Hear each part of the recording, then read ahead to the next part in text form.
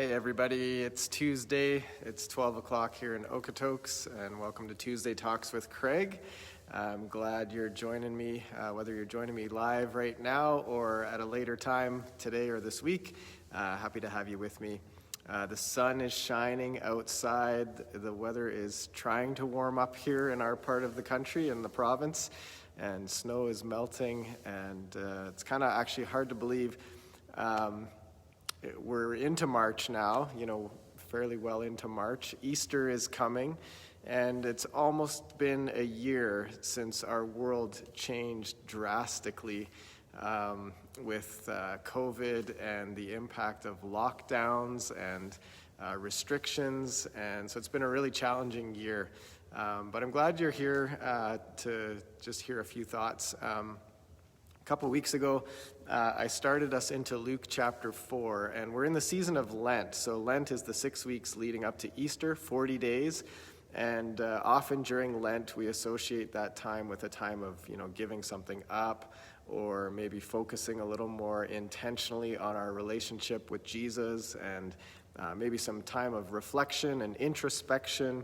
And so Lent is kind of a season of preparation for Easter, and sort of this spiritual preparation, almost like a cleaning house, so to speak. And so we've been in Luke chapter 4 and looking at Jesus' 40 days in the desert, which was a time of preparation for him. It was the Spirit led him into the wilderness after his baptism. And so really it was a time of sort of preparation for his public ministry that was about to unfold. And it's in the desert where he fasts for 40 days. He spends time in fasting and prayer. And the devil appears and tests him or tempts him. So we've been talking about this idea that there's a spiritual battle going on, and in our lives as well.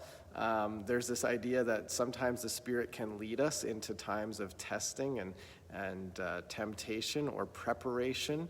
And last week we looked at the first temptation, which was the temptation of hunger, and we considered sort of what are the things that we crave in our life, and how Jesus came to fill the deepest cravings of our lives. He is the bread of life. We are to feast on him. And so today we're going to look at the second temptation. And before we dive into that, let me just say this passage really is sort of, there's some uniqueness about it in that it's specific to who Jesus is and his identity and his mission, what he came to do. And so if I was to preach this passage, it would probably sound a little different than sort of devotional reflections like what we're doing. But I believe that we can learn from Jesus and his experience and sort of look at some things in our own hearts and lives and sort of evaluate our hearts and lives in light of what we see Jesus going through and these temptations that he's facing with the devil in the desert. So let me just jump right in to temptation number 2, which shows up in Luke chapter 4, verse 5. So after the temptation about hunger, it says, "The devil led him up to a high place and showed him in an instant all the kingdoms of the world. And he said to him, 'I will give you all their authority and splendor. It has been given to me, and I can give it to anyone I want to. If you worship me, it will all be yours.' And Jesus answered, 'It is written, worship the Lord your God and serve him only.'" So let's just kind of take a moment and think about this. What exactly is the temptation here? The devil leads Jesus up to a high place, and he shows him in an instant all the kingdoms of the world, and he says, "I will give you all their authority and splendor." If you think about it, the temptation is about power and control. It's about grasping beauty. It's about blessings. It's about accumulating. The temptation, we often sort of associate it with power, that the devil is offering Jesus power. But I think it's really more than that. It's about this, power and control. It's about accumulating stuff in our lives. It's about having comfort and pleasure and, beauty, splendor. This idea of a life of comfort and security and power and control, having everything sort of under our grasp and under our control. And so that's really sort of the temptation there. And if we were to think about this in our own lives, how can you relate to that temptation? And maybe this whole experience through COVID over the last year has maybe exposed some of our tendencies to want to be in control. How often have we rebelled against things that we're being asked to do? How often have we maybe been anxious about things seeming out of control because we want them in control? How often do we wish we could call the shots or make the decisions about how to live and respond in the world in which we live? I think COVID really has exposed things I know in my own life that I can relate to this and say, yeah, I can see this temptation at work in my life. I want to be in control of things. Sometimes I want to have authority over people or over circumstances. Sometimes I want to live sort of a blessed life, a comfortable life, a secure life. I want to enjoy it. These are all sort of temptations wrapped up in this temptation that the devil is confronting Jesus with. And the devil says, all of this will be yours if you worship me. And Jesus responds, it is written, worship the Lord your God and serve him only. And so this temptation for power and control and security and comfort, the devil says, you can have it all if you worship me. And Jesus responds, it is written, worship the Lord your God and serve him only. And so the question for us to consider in light of this temptation is, who or what are you devoted to? Who or what has your allegiance? Who or what are you worshiping? Who or what is priority number one in your life? And as followers of Jesus, in another place, Jesus said, he was asked, what's the greatest commandment? And Jesus said, the greatest commandment is to love the Lord your God with all your heart, mind, soul, and strength. We are to put God first in our lives. In another place, Jesus says, seek first the kingdom of God, and all these things will be given to you. We're to put him first. We're to seek him first. We're to worship him above all. We're to worship him alone.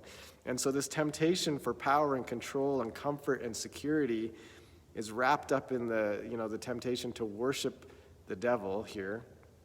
And Jesus says we are to worship the Lord and serve him only. Who or what are you devoted to? Who or what has your allegiance? Who or what are you worshiping?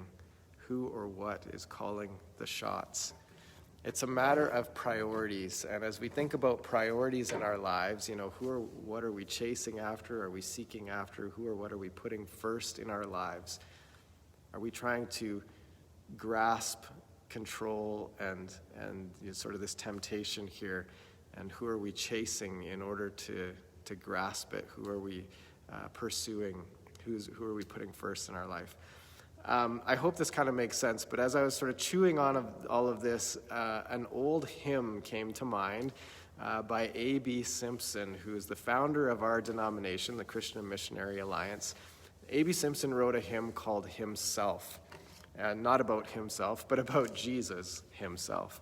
And in this hymn, I think it kind of addresses some of this stuff that sometimes we seek a life of having power and control or having comfort or security. And sometimes in our spiritual lives, as we seek to follow Jesus, sometimes we settle for sort of secondary things in our pursuit of maybe wanting to live a comfortable life or a life of power and control, a life on our terms. Sometimes we settle for sort of secondary things. And what this hymn gets at is that really the Christian life is about Jesus alone, Jesus only. It's about himself. And so A.B. Simpson sort of describes these things that he used to chase after and then realized it was Jesus himself that he needed. So let me just read a few lines out of this hymn, and hopefully this kind of makes sense in your brain as it kind of did in mine, and how it connects to this temptation today. So the first verse says, once it was the blessing, now it is the Lord. Once it was the feeling, now it is his word. Once his gift I wanted, now the giver own. Once I sought for healing, now himself alone. And I'll skip down to another verse. Once 'twas busy planning, now 'tis trustful prayer. Once 'twas anxious caring, now he has the care. Once 'twas what I wanted, now what Jesus says. Once 'twas constant asking, now 'tis ceaseless praise. A.B. Simpson is getting to this idea that it is about Jesus only. It is about Jesus himself. He is the one priority in our lives that we are to pursue. We're not to pursue the healing that he could give us. We're not to pursue the blessings that he can give us. We're not to pursue the comfort he can give us, but we are to pursue Jesus himself. Here's another verse. Once it was my working, his it hence shall be. Once I tried to use him, now he uses me. Once the power I wanted, that was the temptation that the devil confronted Jesus with. Once the power I wanted, now the mighty one, or the powerful one. Once for self I labored, now for him alone. Who or what are you worshiping today? Who or what has your allegiance? Who or what are you devoted to? Jesus confronted the devil. He responded to him. He said, "It is written, worship the Lord your God and serve him only." May that be the desire of our hearts as we evaluate our hearts and lives during this season of Lent. And as we seek to follow Jesus, may we put him first and pursue himself alone. Thanks for joining me today. Blessings on you. I hope to see you again next Tuesday for another Tuesday Talk as we continue here in Luke chapter 4. Have a good one.